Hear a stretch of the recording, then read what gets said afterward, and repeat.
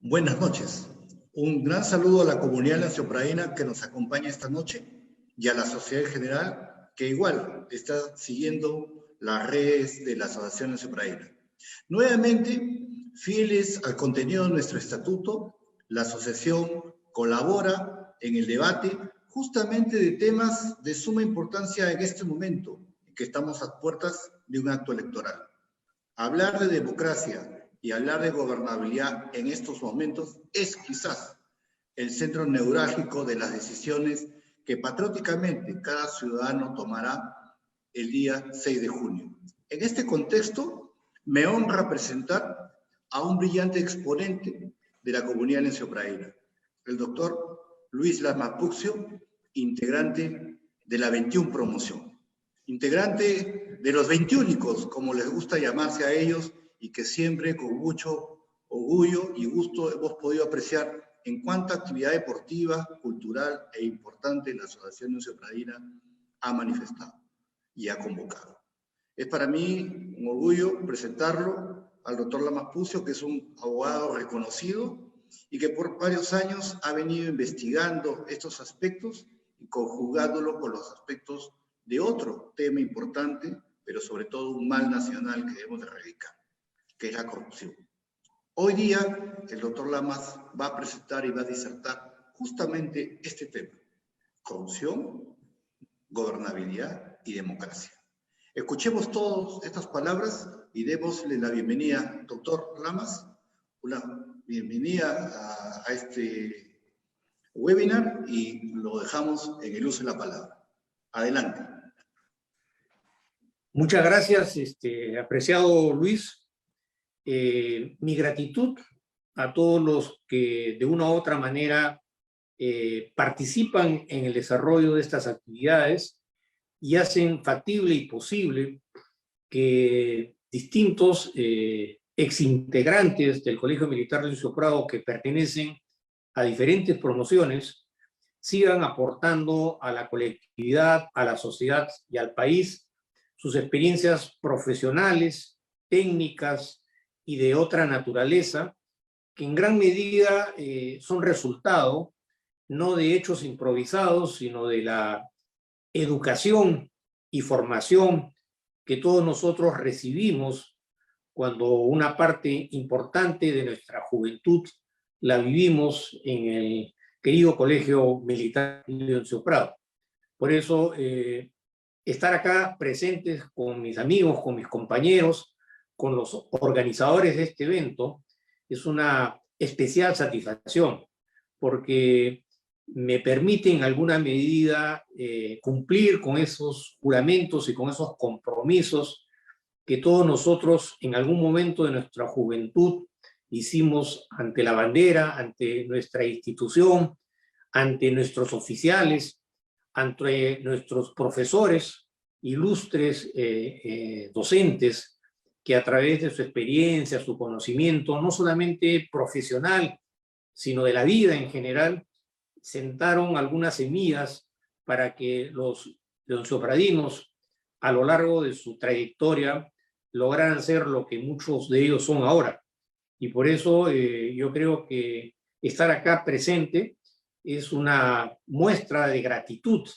a mi colegio, a mis compañeros, a mis profesores, a mis oficiales y a todo lo que significa el Colegio Militar Leoncio Prado como institución cívica, educativa, formadora de grandes hombres y de distinguidas promociones que, a pesar del tiempo transcurrido y de las desavenencias o circunstancias que presenta la vida en la actualidad, seguimos como cadetes en la brega por tratar de conseguir y lograr un país más justo, más equitativo, más honorable, y de esa manera contribuir no solamente a la sociedad peruana, sino a todos aquellos que siempre seguimos mirando el Colegio Militar Leoncio Prado como nuestro segundo hogar. Una vez señaladas estas palabras, y agradecer como lo estoy manifestando, entremos a las razones que motivan esta conferencia. Como todos estamos perfectamente conscientes, el Perú América Latina, vivimos una preocupante realidad, una situación inédita en términos históricos que nunca nos imaginamos que se iba a presentar en los términos, las condiciones y las características como se está suscitando actualmente. Una situación muy difícil en el plano político, una situación muy difícil en el tema económico, y en este contexto, evidentemente, la pandemia del COVID ha sido el factor que ha denotado o ha puesto en ejecución una serie de temas que en los últimos años pasaron mayormente desapercibidos en nuestro país, en nuestra sociedad, porque vivíamos ensimismados en que el Perú era una nación que económicamente estaba en crecimiento, una nación que practicaba en teoría lo que es la democracia, una nación enmarcada dentro de una serie de transformaciones de carácter hemisférico, nacional o global, y eso un poco como que nos alejaba de una realidad que estaba soterradamente presente y que a través de estas circunstancias, sobre todo a través de la pandemia y del devenir político partidario, ha surgido con suficiente fuerza como para hacernos meditar de manera profunda qué cosa es lo que ha pasado en el Perú, qué cosa es lo que puede suceder en los próximos días y qué cosa es lo que tendrá que pasar una vez que la segunda vuelta electoral se defina, porque más allá de las definiciones partidarias o políticas que puedan enrumbar el curso de nuestro país, el panorama es bastante preocupante. Un panorama, como acabo de manifestar, en la que la pandemia, en apariencia, intenta ser objeto de control a través de la sistemática de las vacunas, una pandemia que va permanente y constantemente transformándose, mostrando nuevas dimensiones frente a las cuales los seres humanos vivimos desconcertados, y todo esto aunado pues, un escenario político bastante complejo y preocupante. Lo que habría que manifestar que lo que está pasando actualmente en el Perú no es exclusivo de nuestra nación. Es un tema, yo diría, de contenido hemisférico. Cada país de América Latina, bajo sus propias peculiaridades, particularidades históricas, políticas, ideológicas, económicas, confronta de una u otra manera un escenario preocupante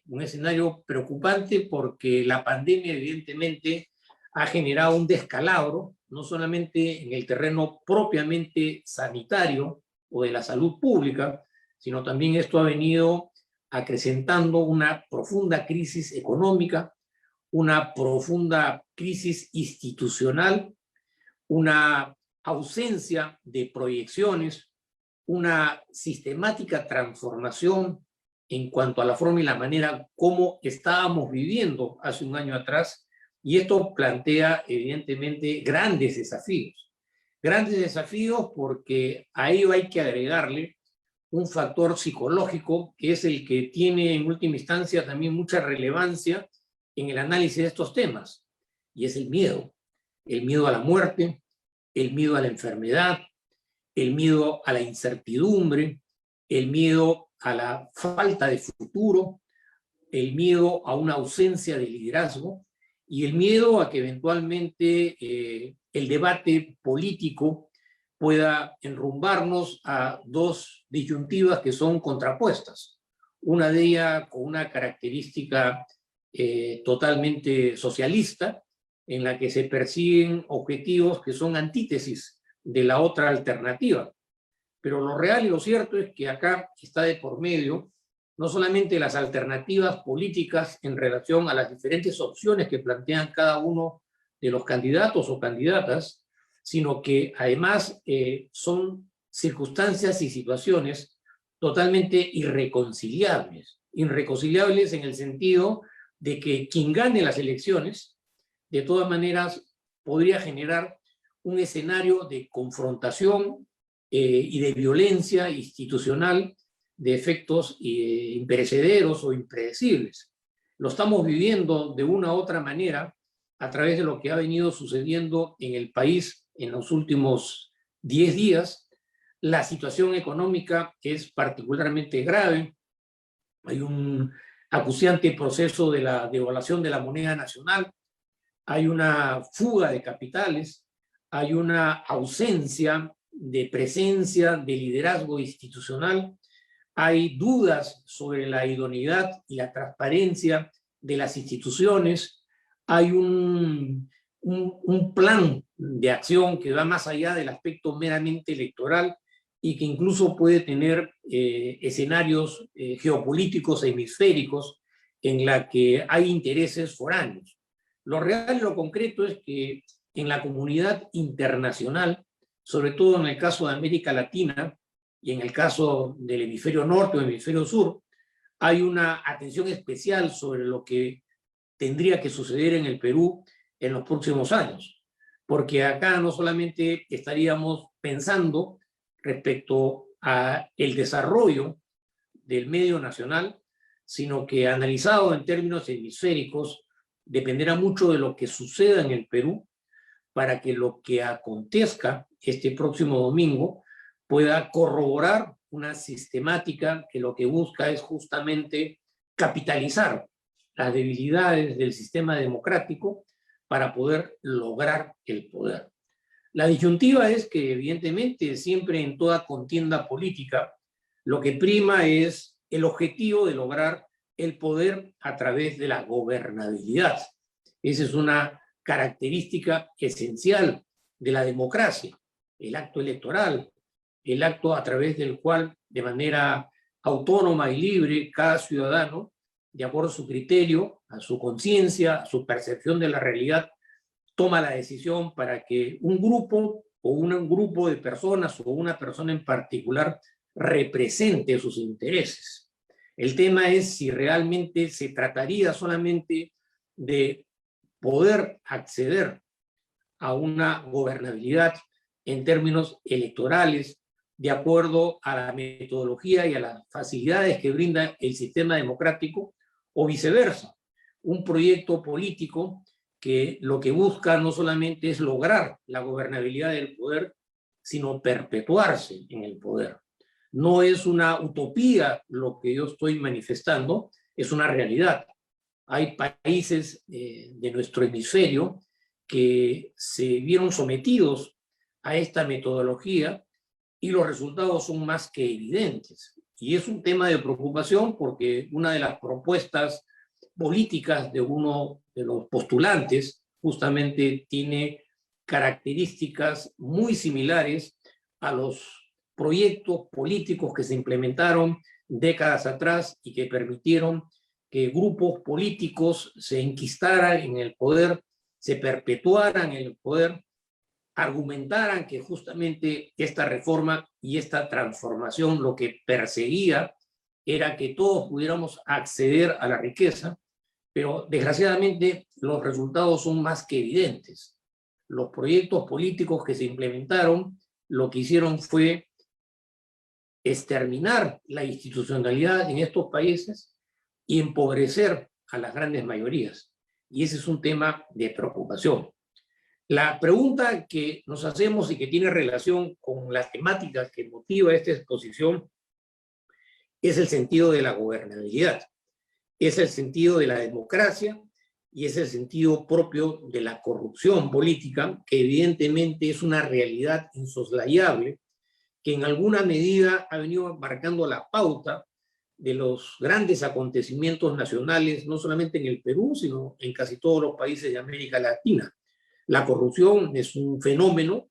que bajo diferentes características, circunstancias, coyunturas, ha estado y continúa presente en las grandes decisiones nacionales. Yo, cuando refiero a lo que estoy señalando, incluso tratándose específicamente de la historia del Perú, para reafirmar que este no es un fenómeno de los últimos días, es un fenómeno histórico, refiriéndome al tema de la corrupción.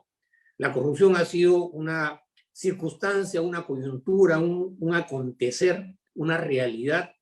que ha estado presente a lo largo de la historia del Perú, desde la época de la conquista, el virreinato, la independencia y la república.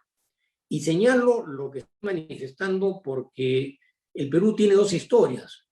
La historia, digamos, tradicional, que se refiere a la historia de los héroes, de los grandes triunfos que ha tenido la república,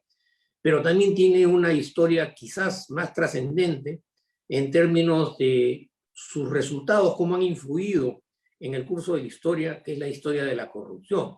Dos historias paralelas. Lo que pasa es que la corrupción política es una característica o tiene una característica fundamental de manipulación de la historia de acuerdo al historicismo, de acuerdo a la vigencia de lo que significa la heroicidad y cómo la historia oficial muchas veces encubre otra historia soterrada, maledicente, encubierta, a través de la cual los grupos económicos, los grupos políticos, aprovechándose de los hechos de coyuntura, lo único que buscaron fue beneficio propio a costa del desmedro de los intereses mayoritarios de la sociedad. La historia de la corrupción es la que realmente ha marcado la ruta del Perú desde la época misma de la independencia. El Perú fue el último país que fue objeto de un acto independizador porque la dirigencia peruana era la más interesada en que este proceso de independización no se realizara porque evidentemente una transformación de esta naturaleza implicaba socavar la seguridad y los intereses de aquellos que gobernaban en aquella época. Pero después de la independencia, las cosas no cambiaron. La corrupción, bajo diferentes matices, continuó en forma sistemática a través de la nueva república, a través de los partidos republicanos, a través de diferentes actos de dictadura, hasta la actualidad, en la que evidentemente lo que llama poderosamente a reflexión es que para poder tomar como punto de referencia los últimos 5 presidentes que ha tenido el Perú, están actualmente vinculados de manera directa o indirecta al tema de la corrupción, al tema del lavado de activos, al tema del financiamiento de los partidos políticos, al tema que de una u otra manera se relaciona a la manipulación de la información a través de los partidos políticos, a través de las instituciones, a través de los medios de comunicación. Y lo real y lo cierto es que no salimos todavía de un fenómeno de corrupción que, si lo queremos entender, comprender y analizar desde la perspectiva de la democracia, a diferentes de otros acontecimientos vinculados a la corrupción de los últimos años en el Perú fue una corrupción sistemática. Ya no se trató de esa corrupción que provenía desde el centro del poder y la gobernabilidad, que es una corrupción, si se quiere, de características tradicionales, frente al nuevo fenómeno de la corrupción sistemática en los geopolíticos que el Perú ha vivido en los últimos 10 años, cuando tuvimos que vivir con una empresa transnacional que no solamente tuvo la habilidad de poder copar toda gobernabilidad y corromper a diestra y siniestra a la mayoría de los políticos, a la mayoría de los partidos políticos, a la mayoría de los, o algunos de los representantes del pueblo, y a una serie de funcionarios, sino que además esta fenomenología de la corrupción, como la entendemos y como la comprendemos ahora, tuvo la habilidad de jugar a ganador, es decir, corrompió a diestra y siniestra, más allá de las actitudes políticas y de los intereses mercantiles para asegurarse la gobernabilidad. Una gobernabilidad que se caracterizó justamente por no ceñirse a esa criminalidad o a esa corrupción tradicional que es el común denominador, cómo la entiende, como aquel funcionario que recibe una dádiva y que como consecuencia de la dádiva que ha recibido se le somete a un proceso judicial que dura años y de acuerdo a lo que está establecido en el Código Penal se le aplica una sanción. Esta dimensión totalmente distinta de la corrupción tuvo la habilidad, como acabo de manifestar, de copar la gobernabilidad. Y no solamente copar la gobernabilidad, en el entendido que se trataba de una gobernabilidad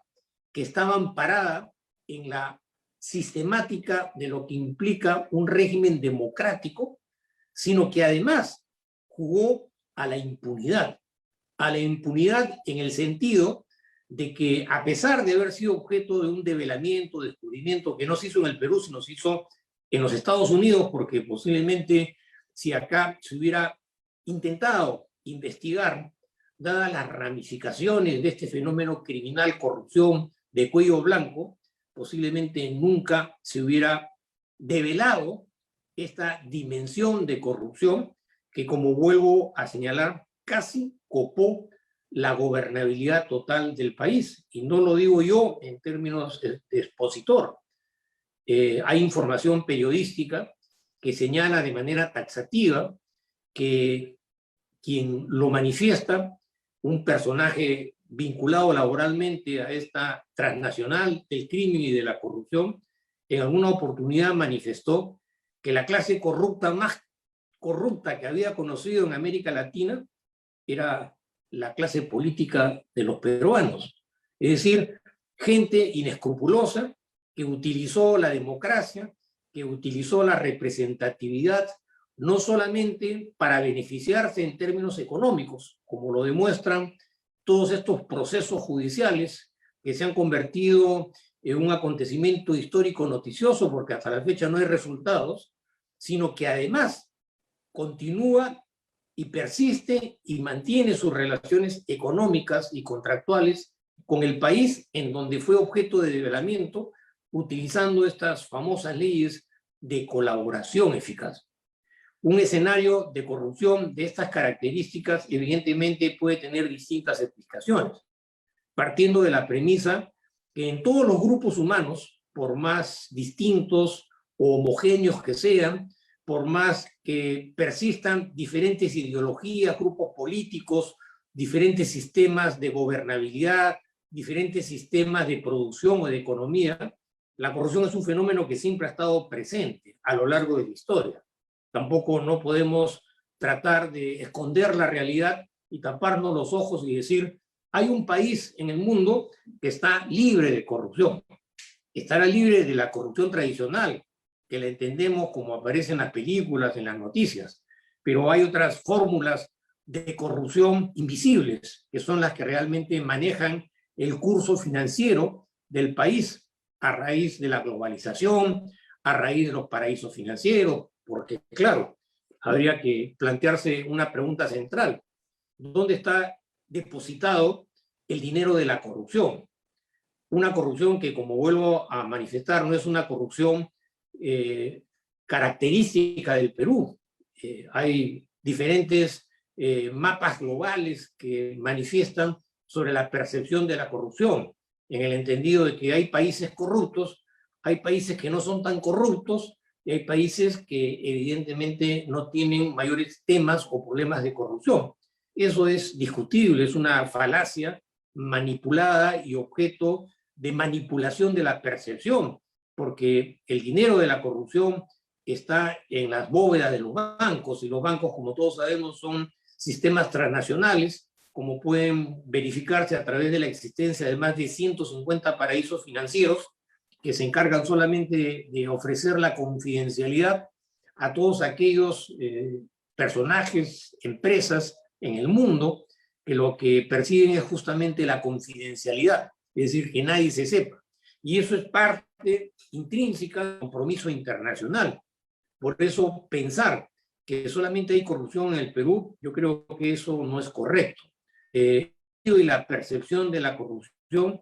objeto de manipulación, porque evidentemente es que se trata de una actividad subrepticia, oculta, escondida, sobre la cual no hay fuente fidedigna. Hay hipótesis, especulaciones, percepciones, quiénes son más corruptos, pero la corrupción es una actividad intrínsecamente vinculada a la actividad económica. Es decir, en palabras, acá y afuera y en cualquier país no podrían existir funcionarios corruptos si es que no hay ciudadanos que son copartícipes o incentivan la corrupción. Y a raíz de todas estas transformaciones que ha vivido el mundo en los últimos 20 o 30 años a partir de la globalización, que se caracterizó justamente por la privatización de los mercados, con lo cual los pocos mecanismos que había de control frente a la corrupción casi desaparecieron bajo la presencia omnímoda de la inversión del capital privado y de las actividades empresariales, en el entendido, en la creencia que el flujo de capitales, la presencia de inversiones extranjeras o de capitales extranjeros, lo que iba a hacer era hacernos crecer, nos iba a dar prosperidad, nos iba a dar riqueza. Y como consecuencia de eso vivimos algunos años de un periodo eufemístico en la que decían que el Perú estaba creciendo, que el Perú era un ejemplo de crecimiento en América Latina, y todas estas actitudes informativas justamente provenían de los medios de comunicación estrechamente vinculados a los grupos de poder económico, a los efectos de socavar la institucionalidad, indirectamente desacreditar a la democracia y, más que ello, generar una situación de incertidumbre y de falta de credibilidad de las grandes mayorías, que en última instancia fueron las directamente perjudicadas por un proceso de privatización o de neoliberalismo que hizo a los ricos más ricos y que hizo a los pobres más pobres. Nuestros recursos naturales fueron vilipendiados frente a los intereses internacionales, que no solamente están mostrados en este caso de una transnacional de la corrupción, que era la que gobernaba y ponía y sacaba presidentes y que continúa hasta la fecha de una u otra manera vigente, sino que además socavó y desprestigió un sistema que era la mayor expectativa que teníamos nosotros los ciudadanos de lograr una sociedad libre, una sociedad independiente, una sociedad homogénea, una sociedad en la que los ciudadanos tienen creencia, absoluta fe en sus instituciones, una sociedad en la que el sistema de justicia se convierte en una institución noble, creíble, receptiva, que marca la ruta. Sucedió todo lo contrario. Grupos económicos interesados en desprestigiar la institucionalidad, la democracia, infiltraron, desestabilizaron la democracia y como consecuencia de eso conocemos toda esta fenomenología, esta dimensión inédita de corrupción que posiblemente hasta la fecha no se sabe a ciencia cierta cuál es el tretelón de la corrupción, porque claro, hay información de los colaboradores, están las investigaciones, están las detenciones preventivas, están los juicios, ¿no? Pero como manifiesto hace unos instantes, muchas de estas empresas cuyo contexto, el empresariado aparecía como un factor fundamental en el desarrollo de la sociedad, se descubrió los carteles de las empresas vinculadas a la corrupción. Lo que realmente genera y motiva una profunda reflexión para tratar en alguna medida de sistematizar todos estos aspectos aparentemente tan disímiles, tan distantes, tan diferentes, relacionados a la economía, el historicismo, la corrupción, la democracia, es que nosotros como peruanos entendemos que este año debemos festejar el bicentenario de nuestra independencia. ¿Cómo poder entender que realmente estemos en capacidad ético-moral para poder festejar 200 años de independencia, habiendo llegado a una situación de confrontación de estas características en las que en realidad no podemos ignorar que gran parte de la responsabilidad de lo que está sucediendo proviene justamente de aquellos ciudadanos que fueron elegidos democráticamente a través del sistema democrático y como consecuencia de eso optaron funciones públicas, en la expectativa de nosotros, los ciudadanos, de que entregándole nuestra confianza y nuestro voto a un personaje político, a un partido político, ese personaje, ese partido político iba a proteger sus intereses en los grandes debates constitucionales y democráticos. Y eso no ha sido así. No es que yo esté a favor o en contra de una ideología. Lo que estoy yo tratando en este momento es de analizar la etiología del fenómeno a través del cual hemos llegado a la situación en la que hemos llegado. Porque acá no solamente se trata de lograr superar en términos democráticos, en términos de libertad, este escollo ideológico político que tiene que ser resuelto este próximo domingo, sino que las razones van a persistir, van a subsistir, y que creo que para poder realmente tomar decisiones que contribuyan a la solución de estos grandes problemas, lo primero que tenemos que hacer es estar conscientes. Tenemos que conocer qué cosa es lo que sucedió en el Perú, cómo es que se manipuló la historia del Perú para poder afrontar una confrontación ideológica de estas características, lograr superar la valla de la contingencia de carácter electoral, y una vez que se consolide un régimen democrático partidario que efectivamente se identifica con los intereses, plantear soluciones en aras de poder encontrar un horizonte democrático que lo que persigue es justamente satisfacer las necesidades de grandes mayorías,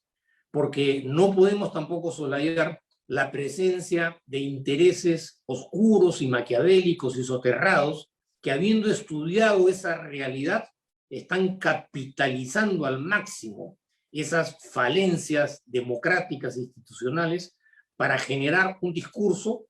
que promete una serie de promesas que posiblemente sean peores que lo que sucedió en nuestro país. Y en esa línea de análisis hay que estar totalmente conscientes. Y ahí sí, efectivamente, nosotros podemos analizar qué cosa es la democracia, qué es la gobernabilidad, es el escenario en el cual se han venido desenvolviendo todas estas circunstancias, estas coyunturas. Un sistema de gobernabilidad denominado o denominado como democrático, en el entendido que la democracia es el régimen de gobierno, si bien es cierto con una serie de falencias, pero por lo menos el más cercano a la solución de los grandes problemas. Una democracia que preconiza que todos somos exactamente iguales frente a la ley. Una democracia que preconiza que somos libres en cuanto a nuestra conciencia y a nuestro entendimiento, cuando sabemos perfectamente que hay sectores interesados en manipular las conciencias, como ha sido el caso del desenvolvimiento de los medios de comunicación en los últimos años, que protegieron y hasta hace poco siguen de una manera protegiendo a gobernantes corruptos que sabemos que han vilipendiado los fondos, que participaron en grandes operaciones de corrupción, con la anuencia y la protección de los medios de comunicación en el contexto poco creíble de que la democracia es un régimen transparente, es un régimen evidentemente igualitario, equitativo, es un régimen que preconiza la libertad, cuando en realidad la práctica ha demostrado que eso no sucede de esa manera. Una economía social de mercado que, como manifesté en unos instantes, liberalizó los mercados en el entendido de que vivíamos en una economía social de mercado en la que todo se sujetaba a la ley de la oferta y la demanda, y que como consecuencia de eso todos los peruanos íbamos a crecer. Se privatizó la educación, se privatizó los medios de transporte, se privatizó los medios de comunicación, se privatizó la salud, se privatizó la banca, es decir, se privatizó una serie de componentes que son fundamentales para que cualquier sociedad pueda medianamente desarrollarse. ¿Cómo podemos creer que una sociedad se puede desarrollar si hay un régimen educativo, mercantil, que solamente lo que persigue es lucrar a través de la educación? Y eso no solamente se hizo como decisión política, sino que se modificó todo el sistema legal para que justamente a través de la privatización lo que primara fueran los intereses económicos y mercantiles sobre pretexto de que para poder acceder a la educación tenías que pagar para ser educado y como consecuencia de ese pago tenías que ir a una buena universidad, a un buen colegio. Y eso no ha sido verdad, porque ha sido en realidad una acción con un sentido meramente mercantil, porque la dimensión y el análisis de la educación ahora tiene otros contextos, ¿no? Entonces, se privatizó, por ejemplo, la educación en ese sentido. Se le dio un mayor realce a la actividad financiera privada, una sistemática financiera y bancaria que lo único que ha perseguido es lucrar, enriquecer sus ganancias a costa del crédito o de la incapacidad de poder acceder al crédito, porque evidentemente con un sistema crediticio y bancario de esas características, difícilmente una sociedad puede crecer. Crecerán los que están en buena posición económica, que tienen buenas vinculaciones políticas con el sistema bancario, pero la gran mayoría de los peruanos están en una situación totalmente de desventaja si se quiere hacer uso del sistema bancario como un sistema que evidentemente persigue un sentido mercantil, pero que tiene que convertirse en un motor de crecimiento y de financiamiento para que todos los peruanos puedan acceder. Se privatizó los medios de comunicación, se le dio mayor realce a los medios de comunicación. Los medios de comunicación se convirtieron en los entes hegemónicos de la información a través de la prensa escrita, prensa televisiva o la prensa radial. Una prensa que encubrió casos flagrantes de corrupción. Una prensa sobornada por el financiamiento del poder central bajo el cuento de la protección de la actividad empresarial informativa. El Estado subvenciona la prensa privada. Una campaña de financiamiento privado para favorecer a ciertos sectores empresariales utilizando los recursos del Estado. Se privatizó los medios de transporte. Se privatizó la salud. O sea, no hay sociedad que pueda medianamente crecer si es que no tiene acceso a la educación y si es que no tiene acceso gratuito a la salud. Se privatizó la salud para que empresas transnacionales vinculadas al sistema bancario desarrollaran una actividad de servicios a través de las cuales tienen monopolio sobre las clínicas, tienen monopolio sobre los laboratorios. Y esto hasta hace unos años era parte de nuestra percepción cotidiana en ese esquema, en esa utopía de que vivíamos en una economía social de mercado en la que todos crecíamos y todos nos veíamos favorecidos, pensando solamente que el interés estaba centrado en que crecieran unos cuantos en desmedro de las grandes mayorías. Y eso no se percibía en esos términos tan descarnados como se perciben ahora. ¿Por qué? Porque tuvo que generarse un fenómeno pandémico de la magnitud y de las características del COVID para que realmente los peruanos podamos vivir en carne propia lo que significa, lo que implica el desinterés del Estado en ayudar a las grandes mayorías, el costo que significa poder que ingresar a una clínica privada, de lo contrario te mueres. Es decir, un desinterés y una desatención del poder central que evidentemente a lo largo de estos últimos 12 meses ha ido marcando la ruta en cuanto a un fenómeno de las características de lo que implica la pandemia. Y en esa línea de análisis podríamos poner como ejemplos una serie de esquemas en materia de producción, de crecimiento económico, en la que el sector privado, si bien es correcto afirmar y pensar que es un factor fundamental para el crecimiento, pero siempre con la presencia del Estado para que subsista un sentido de proporcionalidad, de racionalidad, para que el crecimiento económico favorezca no solamente a determinados grupos económicos, sino a las grandes mayorías. las grandes mayorías que son las que realmente tienen expectativas sobre la democracia.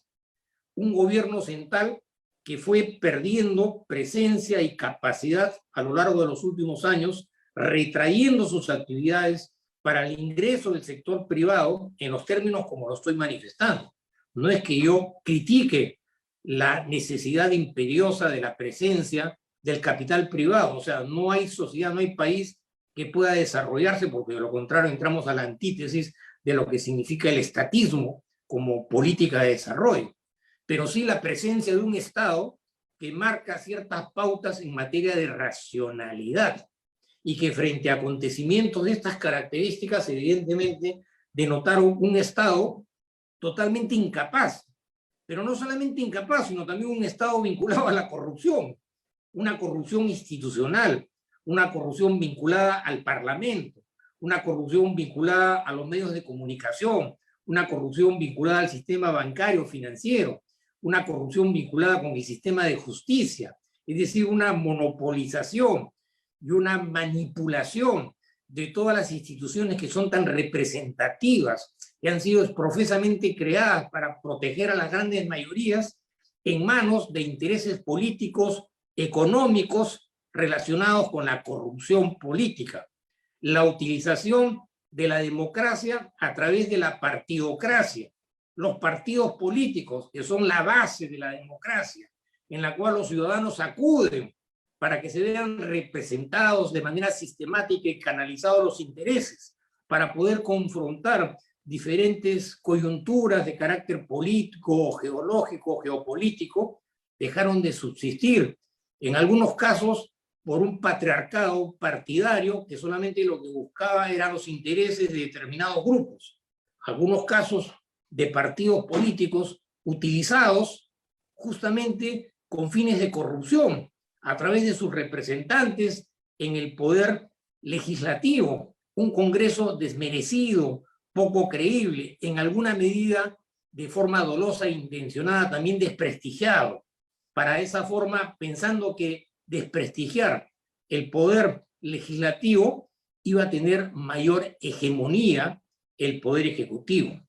Un poder ejecutivo retrotraído, acorralado en forma sistemática, incluso cuya gobernabilidad ha sido ejercida por empresarios y no por estadistas y por políticos. Empresarios que han entrado a la gobernabilidad solamente para favorecerse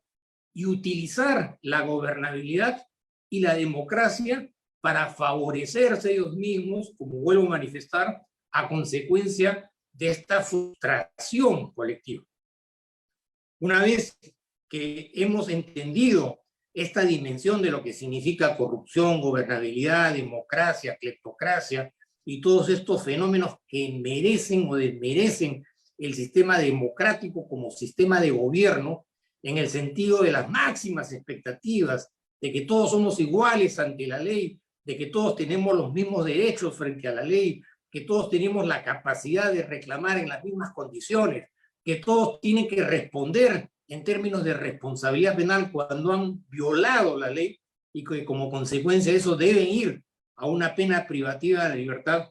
corroboramos que eso es solamente una utopía,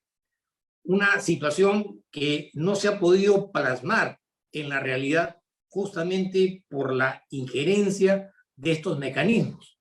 Pero claro, una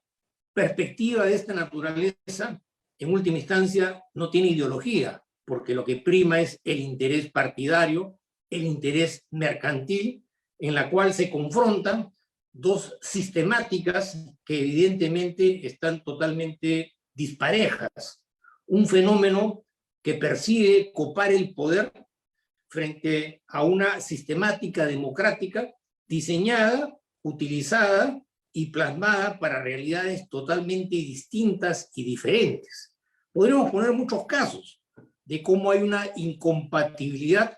frente a una arremetida ideológica en términos estratégicos que puede utilizar el terrorismo, la lucha armada, la ideología, las expectativas del pueblo para confrontar un sistema democrático que aparece muchas veces solo en el papel. un sistema democrático desprestigiado, desfasado, inoperativo frente a una realidad, un sistema democrático en la que el ciudadano avasallado y explotado tiene que esperar varios años para poder encontrar una solución, procesos judiciales que duran 3 o 4 años. El problema del Perú, como vuelvo a manifestar y lo he reiterado ya en otras conferencias, no es un problema propio de corrupción. Más grave que la corrupción, porque corrupción hay en todas partes. Siempre hay vivos que van a aprovecharse de la coyuntura política, mercantil, societaria, geopolítica, para beneficiarse, porque esa es la lucha por la vida, la lucha entre los fuertes y los débiles. Siempre habrán grupos, países interesados en imponer su sentido mercantil sobre los demás. Ahora, con mayor razón, en este mundo digitalizado, en la que la institucionalidad ha perdido toda vigencia, como sucedía años atrás antes de la pandemia. Esa es una realidad. Esa es naturaleza del ser humano. Siempre habrán sujetos que se tratarán por todos los medios posibles de aprovecharse de la debilidad, de la credibilidad y de las expectativas de las grandes mayorías, aprovechándose de su desconocimiento o de su ignorancia o de sus falencias en materia de salud para favorecerse. Esa es una realidad intrínseca en la naturaleza humana. No solamente lo hace la política, la geopolítica, incluso las religiones. Las religiones son mecanismos de poder, de control de las mentes con fines económicos. Y eso es una realidad. Pero el problema no es esa temática o esa naturaleza de cómo el poderoso se aprovecha del débil. El problema es la impunidad. Cómo, a pesar de que existen todos estos regímenes de control y de institucionalidad, no solamente se ignoran los intereses de las grandes mayorías, sino que se utiliza justamente la democracia, los principios que rigen la democracia, que rigen la constitucionalidad, que rigen las máximas expresiones de lo que está establecido en la Carta Magna para favorecerse. Y eso no es un planteamiento meramente teórico de parte mía. Vemos casos flagrantes todos los días de personajes políticos que han cometido todo tipo de fechorías,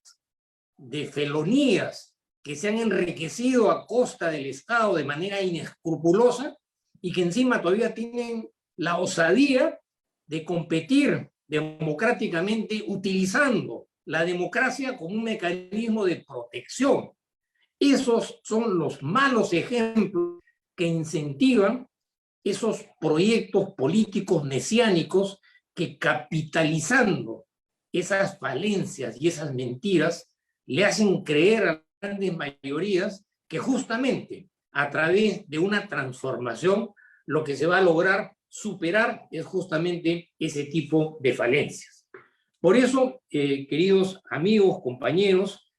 retomando un poco la temática, evidentemente que hablar de corrupción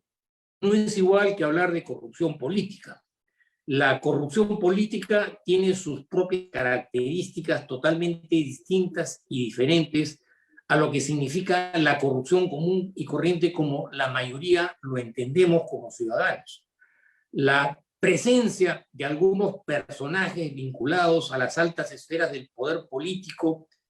del poder económico, denotan una estrecha y permanente vinculación cerrada entre lo que significa corrupción, entre lo que implica utilización de la política y lo que implica manipulación de la democracia en aras de hacer creer que existe justicia cuando en realidad lo que impera es la impunidad. Porque como manifiesto, corruptos siempre han habido. Pensar que vamos a lograr una sociedad, un país sin corruptos, eso es materialmente imposible. Siempre habrán grupos, personajes o individuos que se sentirán más vivos que los otros y tratarán por todos los medios posibles de sacarle provecho a la ley para su propio beneficio. Y eso no es exclusivo, eso no es patrimonio del Perú, eso es patrimonio de la historia. La historia de la humanidad es la historia de la corrupción. Corrupción siempre ha habido. Pensar que la corrupción va a desaparecer desaparecerá la corrupción tradicional, como la que entiende todo el mundo y la que está ceñida a lo que establece el Código Penal. Porque para hablar de corruptos tenemos que remitirnos a la ley penal, que es la que describe el acto de corrupción.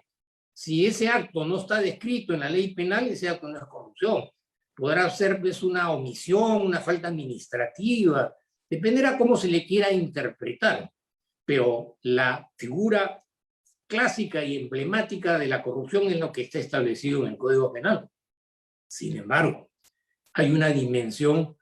más perniciosa de la corrupción, que está en una zona gris, que no es perceptible y entendible por el común denominador y que además es objeto de manipulación, de tergiversación, de una serie de mecanismos para desorientar a la opinión pública en aras de la impunidad. El problema, como manifiesto, es la impunidad, es el desinterés del Estado por sancionar en términos ejemplares y simbólicos a aquel ciudadano que, aprovechándose de la coyuntura y de las circunstancias, utilizó la función pública o fue cómplice con el ejercicio de la función pública para beneficiarse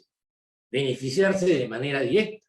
Por eso que hay una dimensión subrepticia y oculta de lo que significa la corrupción.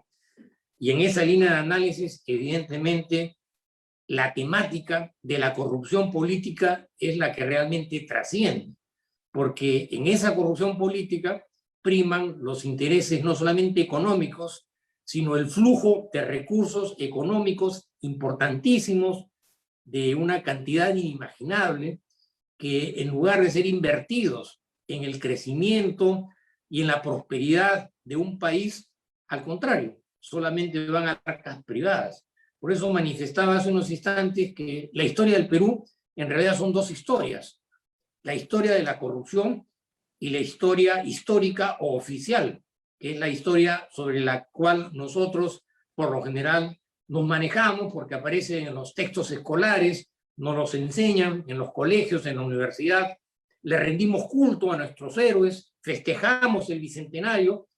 como un acto realmente trascendente que nos hizo independientes, nos liberalizó, rompió las cadenas de sujeción frente a los intereses económicos, cuando en realidad la situación es totalmente distinta y diferente. Un panorama político incierto, una pandemia que ahora recién se sabe ha matado a más de 200.000 peruanos, un proceso electoral poco creíble, poco transparente, una manipulación y la presencia de un fenómeno político ideológico que lo que persigue es justamente destruir el sistema para imponerse ellos bajo qué circunstancia que puede ser impredecible. Y en esa línea de análisis, como vuelvo a manifestar, el rol de la gobernabilidad. ¿Quiénes son los que realmente nos han gobernado? Estos que han gobernado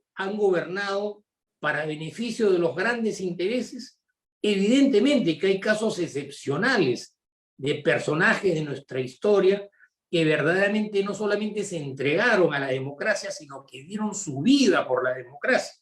Estuvieron dispuestos a morir por la democracia y por los intereses nacionales, que es lo que nosotros comprendemos y entendemos como nuestros héroes. Por eso esa dicotomía entre lo que significa democracia, en el entendido de que es un sistema profesamente creado para satisfacer y solucionar todas las expectativas de los ciudadanos, que son justas, porque todo el mundo desea vivir medianamente bien, tener acceso a la salud, tener acceso a la educación, prosperidad personal, prosperidad para nuestras familias, acceso a la vivienda, acceso a la distracción, que son componentes fundamentales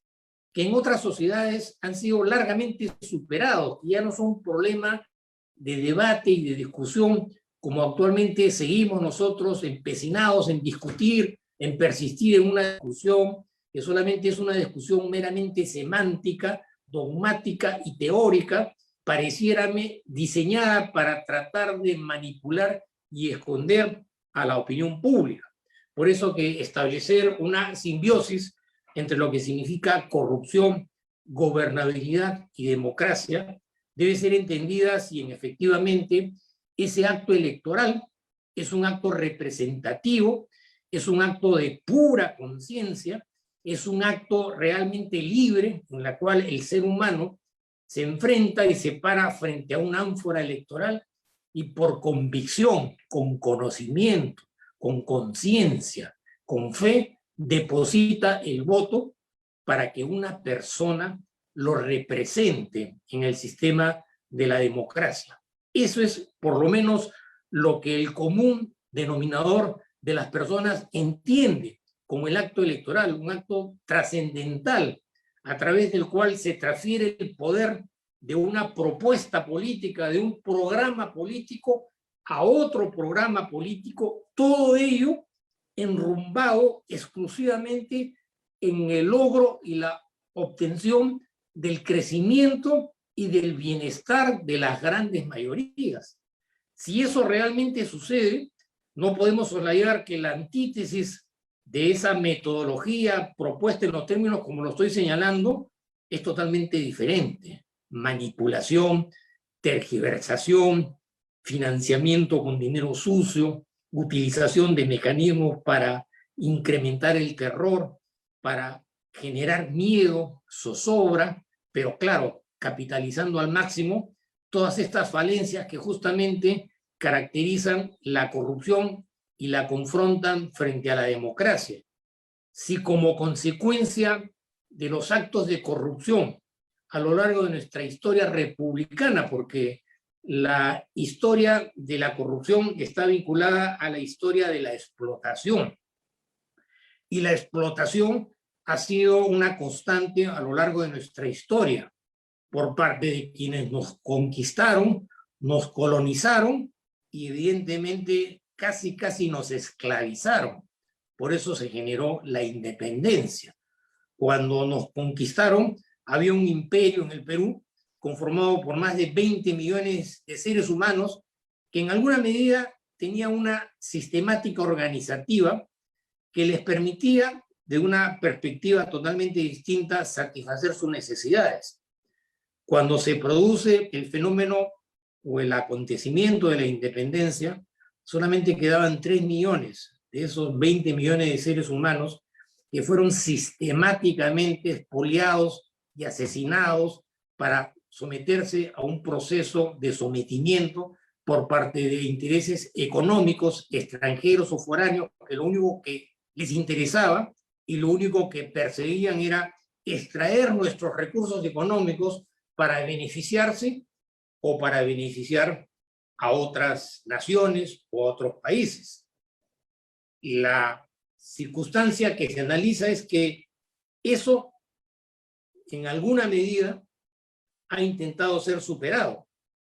Pero si esos recursos, producto de toda esa expoliación, a través de la conquista, la independencia, la nueva república, el proceso republicano, el tema del salitre, el guano, el caucho, la privatización, hasta recientemente el tema de Odebrecht, si esos recursos económicos se hubieran invertido y no dilapidado para favorecer a ciertos sectores, se hubieran invertido mínimamente con un sentido de compartir esa riqueza como que evidentemente correspondía porque era de todos los peruanos, la historia del Perú hubiera sido totalmente distinta y diferente. Seríamos un país, no digamos desarrollado, pero seríamos un país próspero, un país homogéneo, no un país confrontado en términos demográficos, económicos, raciales, en la que imperan una serie de atavismos en el sentido de diferenciar a los peruanos. Tú eres blanco, yo soy negro, tú eres chino, yo soy cholo, yo soy de Lima, tú eres de provincia, tú eres empresario. Eso es lo que se está capitalizando para poder confrontar a los peruanos. Bueno, queridos compañeros sopradinos, estas son algunas ideas, algunas inquietudes de carácter personal, profesional, que me he permitido compartir con ustedes. De ninguna manera creo que todo lo que yo acabo de decir en este momento sea una verdad absoluta. es una propuesta interpretativa, es una propuesta analítica. Algunos pensarán que estoy equivocado, otros pensarán que estoy en lo correcto, pero simplemente es una propuesta que lo que persigue es justamente motivar una reflexión analítica, histórica, a portas de poco tiempo para festejar el bicentenario, en el entendido que rompimos las cadenas de sujetión y de esclavitud para convertirnos en un país próspero, un país verdaderamente democrático, en la que todos podamos compartir el futuro y el bienestar, no solamente para nosotros,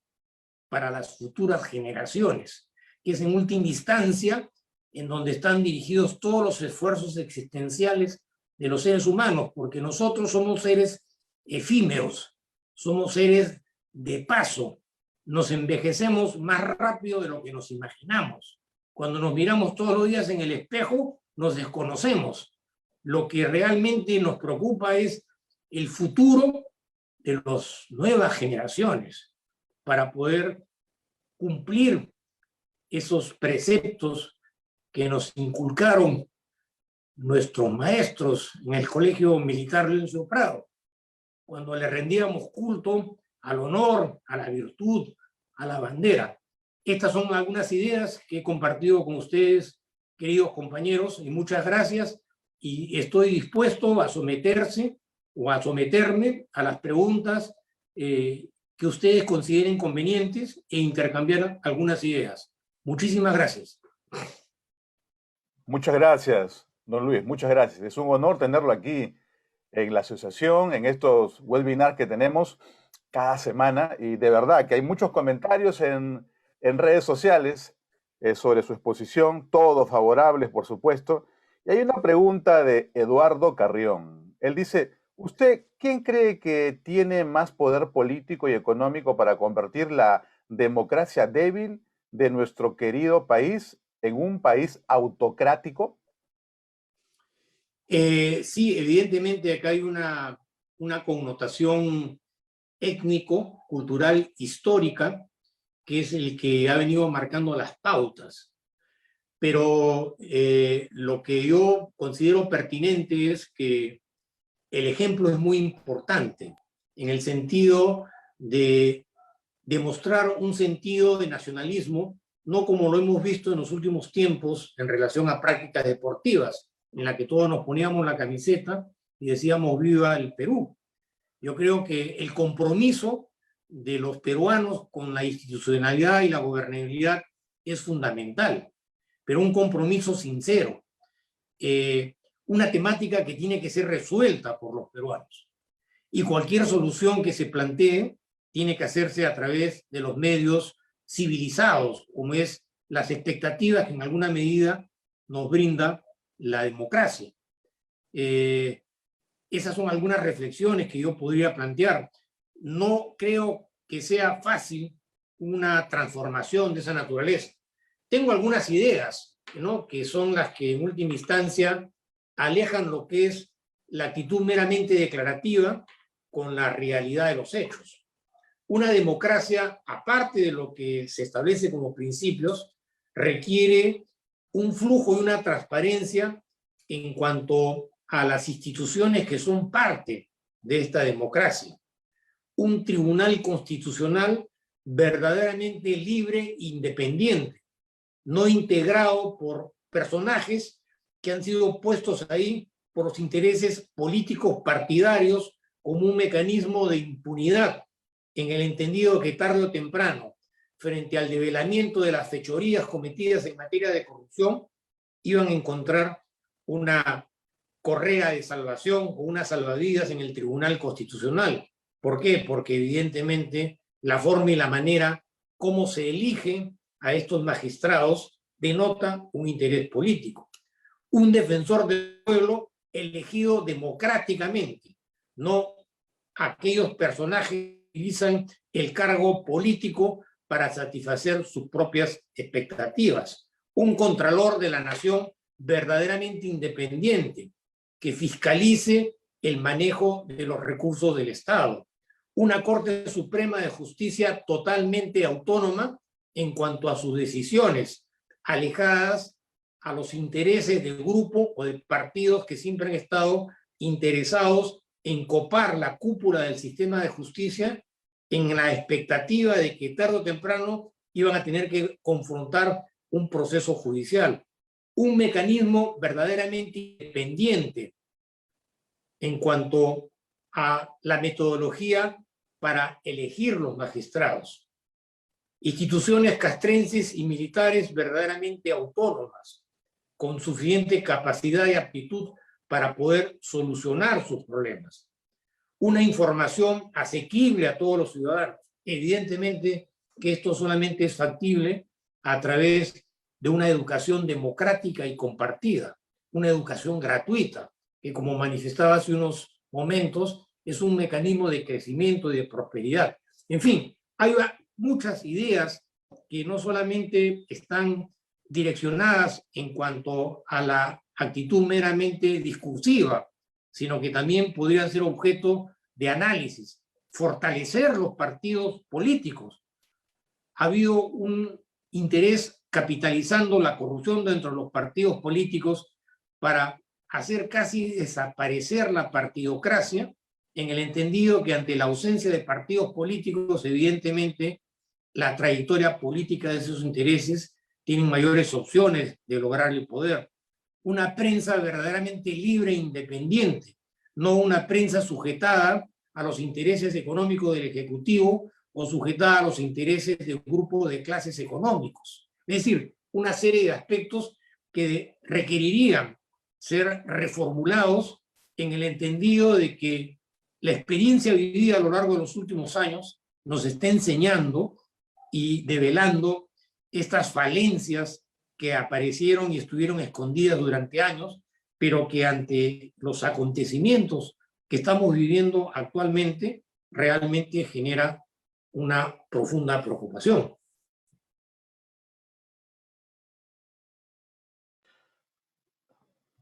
Excelente. Tenemos otra pregunta aquí, una pregunta bien larga de Pedro Híjar, nuestro hermano Nelson Pradino. Dice, pregunto, sabemos que el diagnóstico sobre la corrupción, el asunto de tener una propuesta para reducirla, en lo personal creo que esta se inicia en la feria de partidos que permite la ley de partidos, donde se donde se presentan aventureros y mercaderes de la política. Mi opinión sería que se cierren todos los partidos y se hablan inscripciones solo a 4 partidos. Considero que esto va a consolidar los partidos, mejorar los cuadros de los dirigentes y técnicos, el control de antecedentes, planes y proyectos. ¿Qué opina de esta idea? Y si sabe de algún cálculo de cuánto se ha robado en los últimos 21 años. Muchas gracias, dice. Bueno, hay varias propuestas en la pregunta, digamos, ¿no? Yo personalmente no solamente me limitaría a tratar de cuantificar en términos monetarios qué cosa es lo que ha significado la corrupción en los últimos 20 años. Si lo analizamos históricamente, por ceñirnos estrictamente al tema republicano, yo creo que las sumas involucradas en todo lo que significa la corrupción tradicional y la corrupción no tradicional serían imposibles de poder cuantificar. Por otro lado, yo creo que el soporte más importante, uno de los más importantes de la democracia es los partidos, porque los partidos son los medios a través de los cuales los ciudadanos se agrupan en forma sistemática bajo una propuesta ideológica, y esa propuesta es sometida a consideración de la ciudadanía en la expectativa que esa propuesta tiene mayor capacidad de solución que otras propuestas. Pero los partidos políticos son fundamentales. Depende, evidentemente, la organicidad de los partidos políticos. Una sistemática organizativa que parta de la premisa justamente de resaltar la democracia dentro de los mismos partidos políticos, porque no es creíble que porque hay partidos políticos, entonces la democracia va a haber beneficiado o fortalecida. Habría que analizar en qué términos han venido operando y funcionando esos partidos políticos, muchas veces manipulados por grupos familiares o grupos de gente con mayor capacidad para poder enquistarse, evidentemente monopolizar el partido político como un medio de crecimiento y de prosperidad económica. Conocemos infinidad de casos de políticos que ingresaron pobres a la política y terminaron siendo millonarios. Es decir, en otras palabras, utilizaron los partidos políticos, utilizaron la democracia, utilizaron el sentido de representatividad para sus beneficios personales. Lo que ha acontecido en los últimos 20 años en el país en materia del financiamiento de los partidos políticos es más que evidente. La partidocracia utilizada para lavar dinero y a través de lavar dinero consolidar la corrupción y a través de estos mecanismos consolidar la gobernabilidad y el poder. Evidentemente, intereses para no legislar sobre la temática, porque evidentemente en esos términos el sentido de continuidad en la alternancia del poder en esa línea democrática, entre comillas, implicaba hoy por ti, mañana por mí. Yo arengo, manifiesto que voy a luchar contra la corrupción, pero una vez que he logrado la gobernabilidad, me voy a dedicar indirectamente a consolidar ese fenómeno de corrupción en la expectativa de que quien va a recurrir a la alternancia en el poder va a continuar en lo demás. Ese es un análisis, digamos, de la debilidad de lo que significan los partidos políticos. Un control sobre el financiamiento de los partidos políticos. Un sistema orgánico interno verdaderamente democrático dentro de los partidos políticos,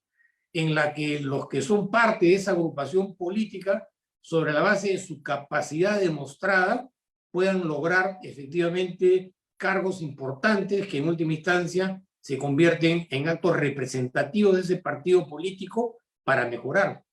Pero además también hay otro factor que creo que es interesante. No podemos ignorar el rol y la actitud de la sociedad, porque para que haya corrupción política y para que haya funcionario corrupto, tiene que haber alguien que lo corrompe. Y el sentido de la corrupción incluso tiene hasta un sentido perverso educativo, porque, como vuelvo a manifestar, la corrupción es parte de la conciencia pública. Y eso lo vemos todos los días. De una u otra manera convivimos con la corrupción. Aparentemente un acto intrascendente, pero dale poder a ese ciudadano para ver cómo va a revertir esa actitud corrupta insignificante cuando le vas a dar poder. Por eso que la corrupción tiene una connotación evidentemente educativa. Hay que educar a la niñez en el tema de la corrupción y educarla en el sentido doble de lo que es corrupción y es impunidad. La corrupción, la educación, más allá de los aspectos meramente declarativos, rimbombantes y simbólicos de los políticos de turno, el sentido y la explicación de la corrupción desde la niñez siempre ha estado ausente en la educación. Por eso que la corrupción es una realidad constante y permanente en la sociedad civil. Recién hace unos años atrás, hace 2 años, se configuró lo que se denomina como la corrupción privada. Siempre se pensó que solamente los corruptos eran los que tenían la función pública, dejando de lado, evidentemente, ese interés por parte de configurar y, evidentemente, sancionar a los privados que son tan corruptos, en algunos casos, por supuesto, como los funcionarios corruptos, o a veces solamente depende de alternancias, de circunstancias y de coyuntura. Qué importante lo que dice don Luis, porque cuando usted habla de la educación de los niños, estamos hablando de la formación del carácter del ser humano, ¿no? Y estamos hablando de que no es que haya corrupción en un, digamos, como dijo usted, en el Estado o en la actividad privada, la corrupción nace dentro del corazón del ser humano y lo extrapolamos o se hace evidente, y mucho más evidente en una crisis como esta de la pandemia, ¿no? En la forma que realizamos nuestro trabajo, nuestro negocio, nuestro comportamiento, ¿no? ¿Cuánto sabemos que hay una corrupción moral de índole familiar cuando alguna de las partes sacan los pies del plato? Eso también es una corrupción, ¿no? Yo le digo, tengo unos amigos que tienen una ética muy interesante. Ellos dicen, yo no contrato a gente que le saca la vuelta a su pareja. Y cuando le preguntamos por qué, nos dijo, porque en algún momento me va a sacar la vuelta a mí en el trabajo. Muy interesante, muy coloquial, pero muy cierto también. Y su ponencia me hace pensar, ¿no?, que la educación es muy importante. Y la educación en nuestro colegio militar, con nuestros cadetes actuales, ¿no?, ya no está en los edificios que nos albergaban a nosotros. Están otros edificios, pero el colegio no son las paredes. Aunque extrañamos las viejas paredes húmedas de nuestro colegio militar, pero actualmente el colegio militar son esos muchachos que están en tercero, cuarto, quinto, y los que acaban de salir el año pasado. Y velar por la educación de ellos, una buena educación, creo que es muy importante. Si uno retrocede, o los que tienen hijos adolescentes, y que si colocan a su hijo en el colegio militar, ¿a cuántos de nosotros nos gustaría que ponentes como usted, leonciopradinos de éxito, puedan visitar el colegio o vía online como se hace ahora, ¿no?, para instruir en estas cosas, en estos valores, en estos principios? Yo recuerdo que antes de niño en primaria tenía que comprar mi librito donde estaban los derechos humanos, tenía que llevar una constitución política, era dentro de los útiles que teníamos que llevar, ¿no? Ahora ya no. Y como varios han comentado, si no hay educación, la gente es presa del engaño en tiempos de elección. Mire, ve, hasta me salió la rima. ¿Qué nos podría comentar sobre esto, don Luis? Mira, hace unos años atrás, dentro de algunos de los integrantes de mi promoción, la 21 promoción, intentamos llevar a cabo un proyecto para compartirlo con las autoridades del colegio sobre la necesidad de diseñar un prototipo de ciudadano o de leonciopradino del futuro. Un proyecto porque, claro, una de las características de nuestras promociones es que de una u otra manera siempre hemos tenido algunos integrantes de distintas promociones que por distintas circunstancias llegaron a otros estamentos que no llegó el común denominador. Se convirtieron en profesores, en profesionales, representativos, en militares, que evidentemente pusieron en práctica en su vida ya profesional estos principios que nos enseñaron en el Colegio Militar Leoncio Prado.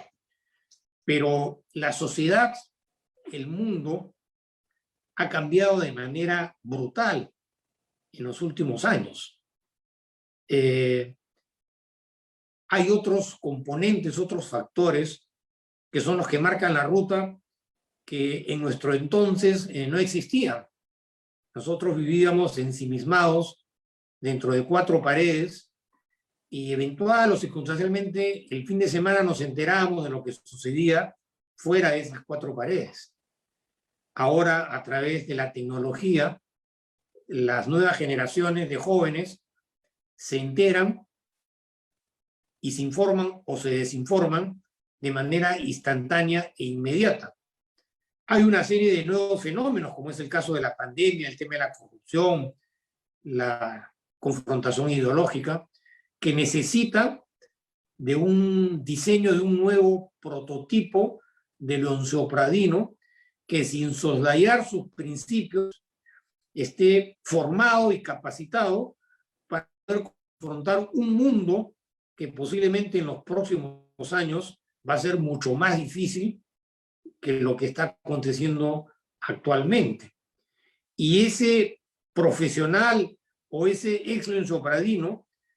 está por vocación, de acuerdo a nuestros principios, diseñado para poder ocupar cargos verdaderamente representativos dentro de la sociedad y de esa forma poder tomar grandes decisiones. Pero eso no sucede normalmente en cualquier colegio,